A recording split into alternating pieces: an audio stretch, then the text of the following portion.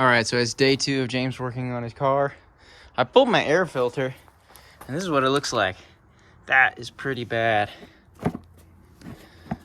I have never looked at this thing since the swap. I don't even know how that happens, but I'm gonna order a new one. I'm finding a bunch of maintenance problems on this car this week. Yesterday, I did the head gasket test. It came back fine, so head gasket is good, but I drove to Lauren's house and the EML light came on, which is an indication that the throttle position sensors are bad, or one of them is bad, or they're not reading correctly or something. So I changed out this top one right here. This is the easy one. I had a used spare that's like 50-50 chance of being good. Changed it out, drove home, it threw the light again. Then I changed out my other used spare because those were the 2 old ones that I took off last year, and the 2 that were on here were 2 new ones. But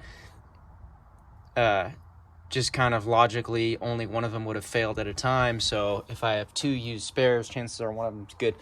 And I put that one on up here. On my way home, it threw the light again. So chances are it's the one underneath the intake manifold.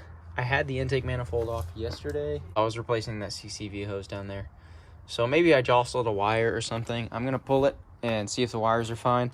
I brought my work bag and I have my multimeter in there so I can actually like ohm out these sensors and see if they're reading correctly. They should all read the same. So hopefully I can make the car work. I mean, the car drives fine. It's just when you go full throttle, it goes into limp mode in like 30 seconds. So the car, I can still drive around and stuff, but I'm gonna order 2 new sensors anyway, and just so that I can have backups, and they're lifetime replacements, so I can just send back the ones that I ordered last time and then have 2 spares. So yeah, let me get to work pulling this apart.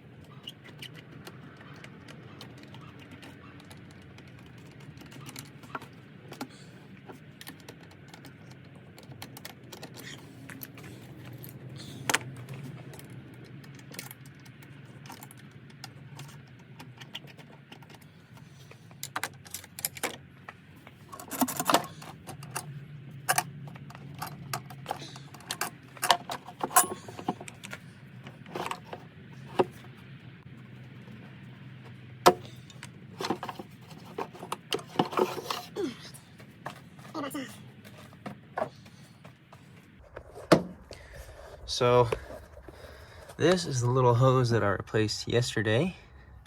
The old one was like, it literally wouldn't stay in, and I guess that would create a vacuum leak. And then this is my throttle position sensor, and that's the throttle actuator. So it pulls these guys. May not be able to do it. Yikes, that's hot. Oh, there we go. Beep, beep, beep. Squeaky. So, like, maybe I jostled a connection loose or something. Does not appear to be so. Everything looks fine down here. I just want to inspect my wires and everything. Everything looks good.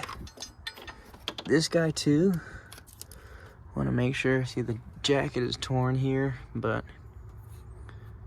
the wires inside look intact. I think my connectors are fine. So yeah, I've just got to pull this guy off.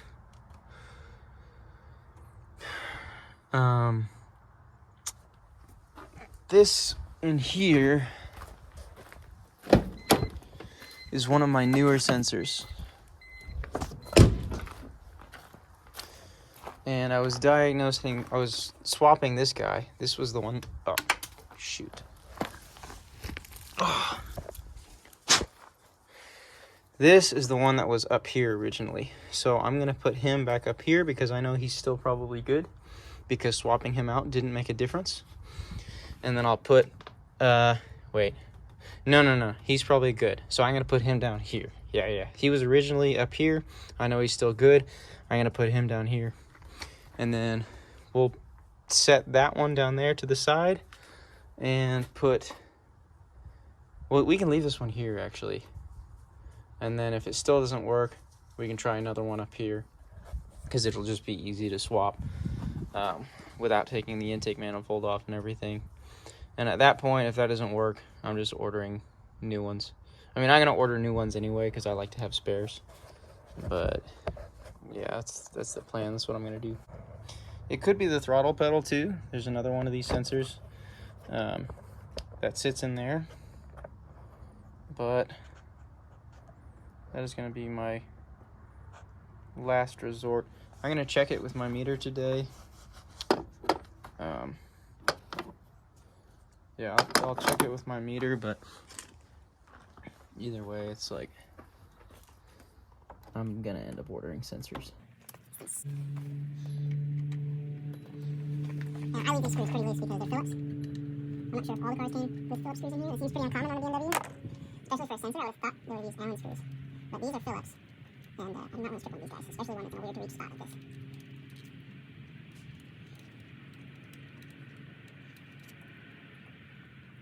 He pops right out. Set him aside. And we'll pop this. This is a known good sensor. I definitely think it's good. I tested it with my meter as well.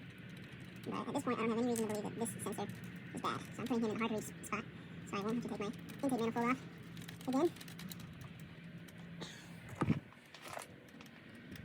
The other thing is, you may not have sensors that are necessarily bad. Like, sometimes they fail with a dead spot in the middle, and so the dead spot throws everything out of whack. But sometimes they fail. I think in my case, the way they're failing is there's a certain amount of resistance to each sensor, and they all need to read the same resistance. So if one is at like 4.8 and the other one's at 5.2, even though they're both still reading, you know, each sensor locally is reading correctly, but when they communicate and one of them reads higher than the other, that's when it says, hey, slow down with this mumbo jumbo. We don't want to work for you anymore. Okay. So he's on. While we're here, let's pull out the meter. We can see what it says. So you turn your meter on ohms if your meter has ohms. If you have a super cheap AutoZone meter, it might not have ohms. And then we're gonna go to legs 2 and 3. You can do 1 or 2 and 3, but they basically just read the inverse of each other. Check this out. Salisbury steak, huh? Yeah. The mushrooms. I got you mushrooms too. I had to use mushrooms instead of onions. Do you have some? Alright, sorry about that, guys. My dad just wanted to chat for a little bit. But as you can see, I've got my meter on ohms. I'm gonna prop it up so you guys can see what's going on. Alright, so I have my sensor. This is what sits on the shaft for the throttle bodies. And this little dial turns. And it informs the DME what the throttle position is. So I just find the pin in the middle and a pin next to it. Alright, so there we are. God, this thing sucks. Alright, we're at 0.8 ohms fully clockwise. I'm going to slowly turn it counterclockwise and you're going to see that value start to rise. So I'm just looking for any sort of deviations or dead spots. If it like drops to 0 all of a sudden, that's what I don't want.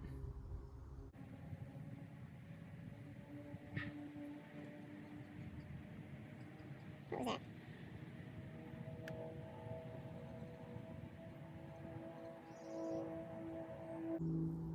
Okay, all the way up to 4.6 and a half. So that's really what it should be reading at. Alright, so I got my old fender floor off because it was crunched. I have the new one in this convenient storage spot here on the ground. And we're just gonna go through this junkyard over here. I keep saying I'll clean this place up. It's better than when I found it, but it needs to be better still. So eventually I'll stop being lazy. So I have the new fender against the old one. I'm just gonna match it up so I can cut on the same line. Yeah, it basically goes like perfect.